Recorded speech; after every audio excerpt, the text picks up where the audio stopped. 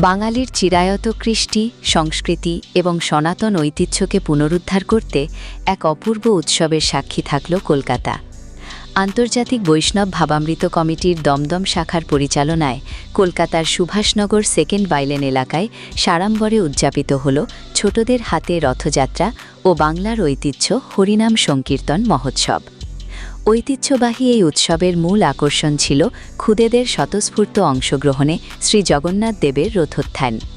অসংখ্য শিশুর হাত ধরে টানল রথের দড়ি, আর চারপাশ মুখরিত হয়ে উঠল জয় জগন্নাথ ও জয় সুভদ্রা ধ্বনিতে। এদিন উৎসবের সান্ধ্যাকালীন অধিবেশনে মঞ্চে এক বর্ণাঢ্য বরণ অনুষ্ঠানের আয়োজন করা হয়।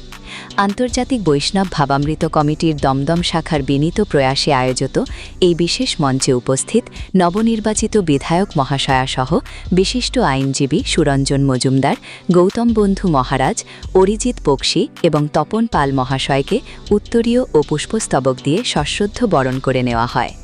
শুধু ধর্মীয় আচারই নয়, এই মহোৎসব হয়ে উঠেছিল বাংলার ও সনাতন সংস্কৃতির এক অনন্য মিলনক্ষেত্র। সুধামধুর হরিনাম সংকীর্তন ও ভক্তিগীতির পাশাপাশি উৎসবের মূল আকর্ষণ হয়ে ওঠে ক্ষুদে শিল্পীদের অসাধারণ নৃত্য পরিবেশনা। লাল সাদা সাবেকি পোশাকে সজ্জিত হয়ে ঐতিহ্যবাহী ওডিশি নৃত্যের ছন্দে তারা মুগ্ধ করে উপস্থিত আপামর দর্শকবৃন্দকে। যান্ত্রিকতার যুগে ক্ষুদেদের হাত ধরে সংস্কৃতির এই নান্দনিক প্রকাশকে সাধুবাদ জানিয়েছেন উপস্থিত সকলেই। সবশেষে আনন্দঘন পরিবেশে হরিলুট ও মহাপ্রসাদ আস্বাদনের মধ্যে দিয়ে অত্যন্ত সফলভাবে সম্পন্ন হল এই বছরের রথযাত্রা মহোৎসব। দেখতে থাকুন বেঙ্গল নিউজ টিভি। কবে উদ্ধার পেলাম? পশু জন্ম থেকেও আমাদের উদ্ধার হলো যখন আমরা গাভী কুলে জন্মগ্রহণ করলাম। গাভী কুলে জন্মগ্রহণ করে আমাদের দুগ্ধ দিয়ে ভগবানের সেবার ঘি হলো, সর হলো, নবনী হলো, মাখন হলো। ভগবান খেয়ে তৃপ্ত হলেন। ভগবান শুধু তৃপ্ত হলেন না, আমাদের দুগ্ধ দিয়ে ভগবানের অভিষেকের পঞ্চামৃত হলো। ভগবান স্নান করলেন, আমাদের পশু লক্ষ্য ধন্য হয়ে গেল। তাও কিন্তু একদিন ছোটই থাকে, সেটা বড় হলে যেন ভালো ফল ফুল দেয়, তার জন্য আমাদের চেষ্টা করতে হবে। আর ওই ছোটদের রথ, এই কারণেই এখানে আসা। আর আমি আপ্লুত, এখানকার মানুষের আন্তরিকতায় আমি সত্যি আপ্লুত। আমার নাম মোহন কুমার সাহা।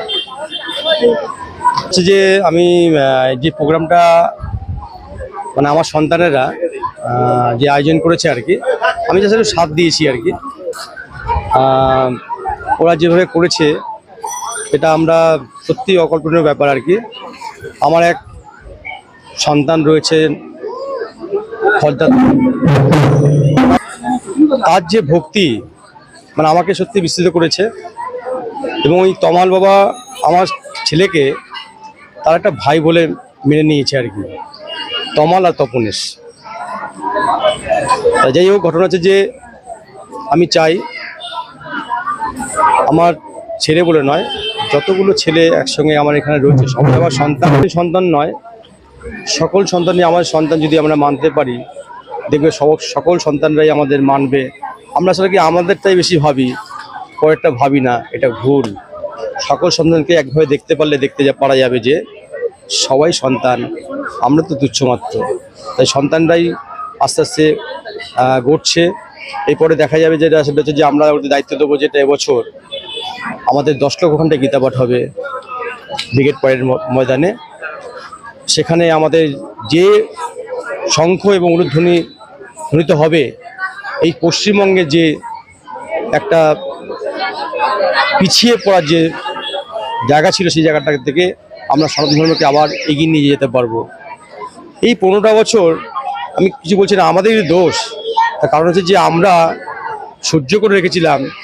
কেন সহ্য করলাম সেটা আমাদের প্রশ্ন জাগে, যে মানে আমাদের সাংস্কৃতিক, খেলাধুলা, লেখাপড়া, চাকরি বাকরি সব শেষ হয়ে গেছে, আবার নতুন করে শুরু করতে হবে। তাই সবাইকে বলছি যে আমাদের আস্তে আস্তে বয়স হচ্ছে, পরের জেনারেশনকে যদি আমরা কিছু শিখিয়ে দিয়ে যেতে পারি বা কিছু রেখে যেতে পারি, তারা যাতে আমাদের বলে যে না, আমাদের বাপ ঠাকুরদারা এরা কিছু করে গেছে। তাই বেশি আমি আর কিছু বলবো না। আমার পাশে আমার বন্ধু, ছোটবেলায় একদম একসঙ্গে আমরা প্রাইমারি স্কুলে পড়াশোনা করেছি, আমার সূর্য বিশ্বাস বন্ধু, আমার বন্ধু অপূর্ব চক্রবর্তী, ইনি আমাদের এসছেন, মানে আমাদের যে এখন দমদমের বিধায়ক, সে কিরকম সেটা আমি আমার বন্ধুর কাছ থেকে শুনিতে বলবো। অধ্যাপক অপূর্ব চক্রবর্তী, আমি 29 বছর কলকাতার নটা ইঞ্জিনিয়ারিং কলেজে অধ্যাপনা করেছি এবং আমাদের বর্তমান যিনি বিধায়ক তিনি ছাত্র জীবনে আমার কাছে বহুদিন পড়াশোনা করেছেন। তাকে আমি ছাত্র জীবন থেকেই চিনি, অত্যন্ত মেধাবী এবং অত্যন্ত বিচক্ষণ একজন মানুষ এবং অত্যন্ত সৎ। কনসিস্টেন্সি অ্যান্ড ডেডিকেশনস বলতে যা বোঝায় তার জ্বলন্ত উদাহরণ হচ্ছে আমাদের বিধায়ক অরিজিৎ বক্সী। এবং আমার দৃঢ় বিশ্বাস তার ছাত্র জীবনের পারদর্শিতা বিচক্ষণতা দেখে আমার মনে হয় ও অনেক দূর যাবে। আমরা জানি যে একজন ভালো ছাত্র ডাক্তার হয়, ইঞ্জিনিয়ার হয়, লয়ার হয়, ব্যারিস্টার হয়, সব কিছুই হয়, কিন্তু কেউ রাজনীতিবিদ হতে চায় না। আজকে অরিজিৎ বক্সী তার একটা উদাহরণ যে না, ভালো পড়াশোনা ভালো ছাত্র হলেও রাজনীতির মাধ্যমে জনসেবা করা যায়, মানুষের সেবা করা যায় এবং একটা আপামর জনসাধারণকে একটা কি বলবো একটা অন্ধকার জায়গা থেকে আলোর জায়গায় নিয়ে যাওয়া যায়, সেই প্রচেষ্টা উনি করছেন। এবং তার পাশে তপনবাবু যিনি আছেন এবং তার সুপুত্র, ওদের সাথে আমি কয়েক মাস ধরে মিশছি। আমি দেখেছি ওনার সাংগঠনিক পারদর্শিতা, মানুষের সাথে ভদ্র ব্যবহার এবং তার সততা। আমি বিশ্বাস করি উনি আমাদের এই অঞ্চলটাকে একটা সুন্দর জায়গায় নিয়ে যাবেন এবং পাশাপাশি উনি অনেক কর্মকাণ্ডের সাথে জড়িত, ধার্মিক, সাংস্কৃতিক এবং শিক্ষা। তার পাশে আমি আছি, থাকবো, এই আশা রাখি। নমস্কার। ৭৫ বছর যে রাজনৈতিক দল চালিয়ে এসছে, আমাদের এই সাধু মহারাজ কিছুক্ষণ আগেই বলে গেলেন যে লক্ষণ সেনের পর আমাদের এই সনাতনী হিন্দুদের সরকার গঠিত হয়েছে। তা আজকে হিন্দুরা বিশাল উল্লাসিত, আনন্দিত এবং সারা বিশ্বে আজকে সনাতনীদের যে জয় জয়কার দেখা যাচ্ছে তার অন্যতম প্রধান কারণ হচ্ছে বিশ্বের সর্বশ্রেষ্ঠ জনপ্রিয় নেতা শ্রী নরেন্দ্র দামোদর দাস মোদী এবং তার নেতৃত্বে ভারতবর্ষ আজকে সবকা সাথ সবকা বিকাশ সবকা প্রয়াসের যে স্লোগান দিয়েছেন, তার সাথে সাথে আমাদের যে ধর্ম সংস্কৃতি এবং ঐতিহ্য যে বিলুপ্তর পথে চলে গেছিল, সেই বিলুপ্ত প্রজাতির মতো আমাদের সনাতন ধর্মকে উনি সিংহের মতো সারা বিশ্বের সামনে প্রতিষ্ঠিত করেছে এবং তার প্রয়াস সারা বিশ্ব আজকে দেখতে পাচ্ছে। সে টেকনোলজির দিক দিয়ে হোক, আধুনিকতার দিক দিয়ে হোক, পরিবেশের দিক দিয়ে হোক, এবং সমস্ত কিছুর পরিবর্তন হচ্ছে এবং খুব দ্রুত আজকে বিশ্ব মঞ্চে জায়গা করে নিয়েছে। তাই আমরা সকলে আমরা আপামর ভারতবর্ষের সমস্ত জনসাধারণকে এবং পশ্চিমবঙ্গবাসীকে যে উপহার দিতে চলেছি যে আমাদের সনাতনীরা ধীরে ধীরে জাগ্রত হচ্ছে নিজেদের সংস্কৃতি বাঁচানোর জন্য, নিজেদের ধর্ম রক্ষার জন্য। যে বিগত আমরা 700-800 বছর ধরে গোলাম ছিলাম, সেই গোলামির রাস্তা ধীরে ধীরে আমরা মুছে দিয়ে আমাদের সনাতনীদের যে ঐতিহ্য সেটা যে ফিরিয়ে আনার প্রচেষ্টা চলছে। এবং ভারতবর্ষ কেন পশ্চিমবঙ্গের সমস্ত অঞ্চলে আজকে আমাদের যে ধর্ম পালন করতে পারছি, এটা সনাতনীদের জয় হয়েছে বলেই সম্ভব। এবং এতদ অঞ্চলের সকল শুভ নাগরিকবৃন্দকে আমি অভিনন্দন জানাচ্ছি।